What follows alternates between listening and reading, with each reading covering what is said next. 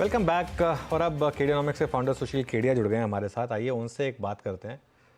सुशील ji, good morning. Good morning. Background तो काफ़ी अच्छा लग रहा है, ये इस पे चार्ट्स नहीं लोडेड हैं लेकिन। अब सर सारी चीज दिखा देंगे तो फिर रोजी रोटी पे असर पड़ जाएगा। नहीं, उससे अब यहाँ से हमको कौन सा चार्ट दिख जाएगा। अच्छा, अगली बार हम उसको चार्ट को भी खोल के रखेंगे, हाँ, तभी मैं आपको डिस्ट्रैक्ट नहीं करूंगा। चलिए ठीक है। अच्छा, अब मार्केट पर क्या व्यू बन रहा है पहले। अच्छा, निफ्टी बैंक की तो हम हर बार बात करते हैं, इसमें मैं आज एक तड़का जोड़ना चाहूँगा निफ्टी आईटी का, जो फ्रेश ऑल टाइम हाई की तरफ बढ़ रहा है। पहले इसकी बात कर लेते हैं, फिर आपका व्यू निफ्टी और निफ्टी बैंक पर भी। जरूर। तो निफ्टी आईटी पे जब हमें तेजी लग रही थी, तो जो हमेशा हमारे साथ होता है, क्योंकि हम चार्ट्स की सुनते हैं, मन की नहीं सुनते हैं, तो बहुत निंदा हुई, कठोर निंदा हुई। और अब वापस कठोर निंदा होगी जब ये निफ्टी आईटी की चार्ट अगर पीसीआर आपके स्क्रीन पे दिखा पा रहा है। यहां से जो हमने तेजी का व्यू लिया, 2 बार यहाँ नीचे टिक दिया। अब मुझे लग रहा है कि एक बार 41,600 तक जाने की जगह है, तकरीबन 2,000-2,500 पॉइंट और उसके बाद ये भी बाकी बाजार का जब तक करेक्शन शुरू हो चुका होगा कैचअप करेगा।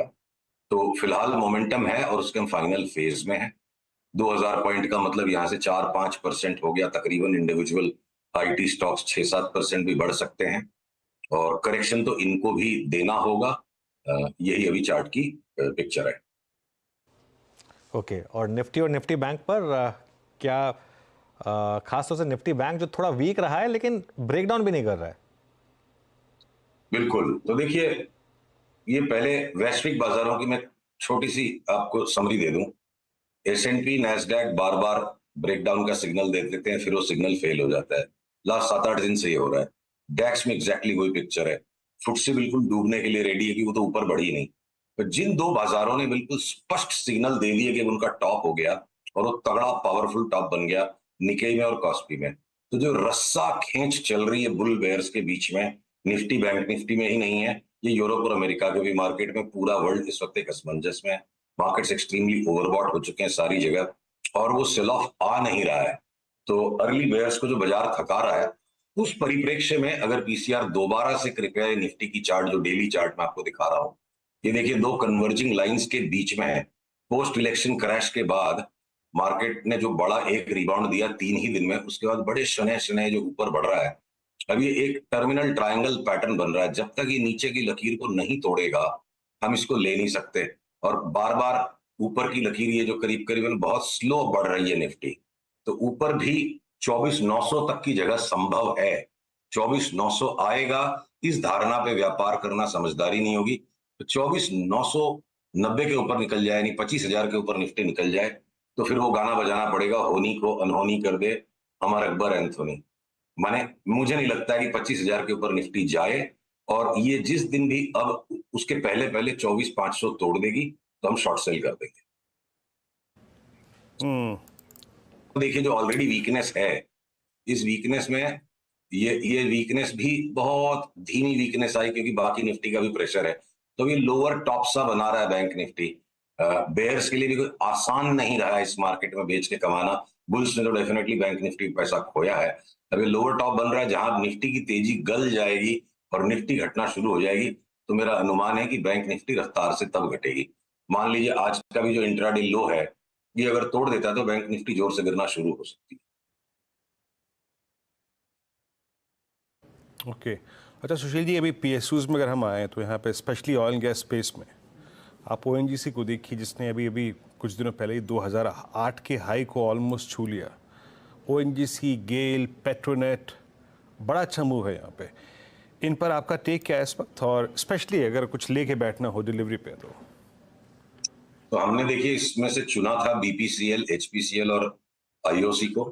तो आज ये जो फ्लेयर अप मूव आ रहा है, शॉर्ट टर्म ट्रेडर्स थोड़ी प्रॉफिट टेकिंग करके 15 रुपया नीचे लेने की कोशिश करेंगे एचपीबीपी को, वो अलग बात है। पर जो जो हमने हमारे क्लाइंट्स में से जो निवेशक हैं, जो ट्रेडिंग नहीं करते हैं, देखिए बीपीसीएल की इस चार्ट को, हमारा फोरकास्ट आपके साथ भी शेयर्ड है कि हम 370-75 तक की चाल बीपीसीएल में देखते हैं अगले महीने 20 दिन में। अभी तक तो खाली शेयर बाजार की तेजी के कोरिलेशन पर ये स्टॉक्स परकअप हो रहे हैं, बीइंग लैगार्ड्स। ऑयल का सेल ऑफ अभी तक आना बाकी है। तो क्रूड का जब सेल ऑफ आएगा, तो मेरी best picks oil and gas majors में से ऑयल मार्केटिंग कंपनीज ही होंगी। चार्ट भी और फंडामेंटल्स भी उन्हीं के सबसे बेहतरीन बनेंगे जब भी ये ऑयल का सेल ऑफ हम वेट कर रहे हैं आएगा। बाकी के भी स्टॉक जो ट्रेंड के हिसाब से चल रहे हैं, पर हमारी टॉप 3 पिक्स एचपीवीपी आईओसी, इस पर हम फोकस्ड रहेंगे irrespective of Nifty sell off beginning और नॉट। हम इनकी तेजी अभी आईटी की ही तरह बरकरार रखेंगे, सब चीज अलग अलग है। अच्छा सुशील जी, आज जाने अनजाने एक बात फिर शुरू हो गई और वो है रेट कट्स को लेकर। यूएस से बातचीत आई और आज मैं स्क्रीन पर जब कुछ रेट सेंसिटिव्स को देख रहा था तो उसमें बड़ा मूव लिया रियल स्टेट ने। Look at Godrej properties all time high 3377। जो डीएलएफ लगभग मेरे ख्याल से मार्च, अप्रैल, मई, जून, जुलाई एक साइडवेज मूव में था, स्लाइटली विद नेगेटिव बायस, आज वो भी मूव देता हुआ। Real estate plus real estate ancillary, इसमें क्या अच्छा है चेस करने लायक और क्या अवॉइड कर रहे हैं आप? हम यहाँ पर एक अलग स्टांस लेके बैठे हैं। उसके दो कारण हो सकते हैं। हमने इस रियल एस्टेट सेक्टर में पिछले 2 साल में बहुत सारे 5 बैगर्स खाए। तो जब आप बहुत मोटी मलाई खा लो तो आपको छाछ फूंकने में डर लगता है। तो हो सकता है हम साइकोलॉजिकली बायस्ड हैं, बिल्कुल संभव है। पर मैं अगर प्योर चार्ट रीडिंग पर भी उतरूं तो अब रियल एस्टेट के स्टॉक्स में जिसको वो बोलते हैं ना छेली चाल, मतलब लास्ट लास्ट की मूव लगती है। तो मैं मिक्स नहीं करना चाहता रेट्स के व्यू पे और already extremely richly valued and extremely overbought real estate की चार्ट्स को मैं रेट के व्यू पे मिक्स नहीं करना चाहता। तो रेट का व्यू राइट भी हो सकता है, रॉन्ग भी हो सकता है। अगर पीसीआर ये चार्ट दिखा पा रहा है यूएस 10 ईयर रेट को, तो देखिए रेट्स मेरे हिसाब से बढ़ेंगे। रेट कट की बातें आती हैं जाती हैं। चार्ट का व्यू ये है कि जब तक 4.1 के नीचे नीचे ना जाए, वापस यूएस रेट्स को एटलीस्ट 5.1 पे एक बार आना है। तो वो हमारा रेट्स का भी व्यू मैच नहीं हो रहा है और इंडिपेंडेंट चार्ट रीडिंग पे रियल एस्टेट के फ्रॉथ में अब फंसाने लायक हमारे पास एडिशनल रुपए नहीं है। बाकी जगह मोटा पैसा बन रहा है, पैसे सारे वहीं जमा हो गए। सुशील जी, कोई ढंग का रॉकेट स्टॉक बताइए, GTND जैसा नेक्स्ट वन। अनु चार्ट्स कुछ हैं ऐसी तैयार जिन पर वैसा रंग ढंग बन सकता है, पर एक बार ओवरऑल मार्केट के टॉपी नेचर को देखते हुए हमने इंटरनली भी वो कॉल नहीं दी और सबसे पहला अधिकार हमारे पे मास्टर्स, हमारे सब्सक्राइबर्स का है। तो with a sense of responsibility और may be an extreme caution I may be suffering from, मैं थोड़े से वो मल्टी बैगर कॉल्स को कुछ दिनों के लिए, सप्ताह 10 दिन के लिए, 15 दिन के लिए पोस्टपोन रखना चाहता हूँ। तो बजट के बाद जब मिलेंगे तब बात करेंगे उनकी, तब 2 हफ्ते बाद। बिल्कुल। ओके, लेकिन कुछ हिंट, मतलब किस स्पेस में है आइडियाज? देखिए जो चीजें कम चली हैं ज्यादा उन्हीं के अंदर में बड़ी मूव्स आएंगी। तो हो सकता है इक्का दुक्का कोई टेक्स्ट, सब बहुत सेक्टर स्पेसिफिक से ज्यादा इंडिविजुअल स्टॉक स्पेसिफिक स्टोरीज है। तो हो सकता है कुछ टेक्सटाइल में हमें स्टॉक्स मिल जाए, पेंट के अंदर में मिल जाए। सारा पेंट का सेक्टर अगर बॉटम है तो कॉमन सेंस की बात है सबसे छोटा स्टॉक जो है तीनों में, एशियन बर्जर और कंसाई नेरोलैक में सबसे ज्यादा वो भागेगा। तो उनकी बात अगले सप्ताह तक क्या पता करने की परिपक्वता आ जाए या बजट के बाद देखेंगे। हम बजट में घुस रहे हैं, मंथ के एंड पे फेड की मीटिंग है और इंडाइसेस इतनी हैवी लग रही है, तो एक बार मल्टी बैगर की बात करने में मुझे थोड़ी जरूरत लगे, मेरी हिम्मत कम है सब कुछ। तो कंसा ही है इन तीनों में से, लेकिन खैर अभी ये ऑफिशियल कॉल नहीं है। जब बात करेंगे 2 हफ्ते बाद तब सुशील जी से पूछेंगे।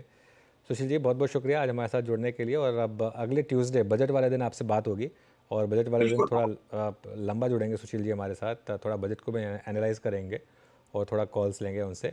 और थैंक यू सो मच आज जुड़ने के लिए। चलिए अब इस शो को यहाँ समेट लेते हैं और नीरज जी आ गए हैं स्टूडियो में।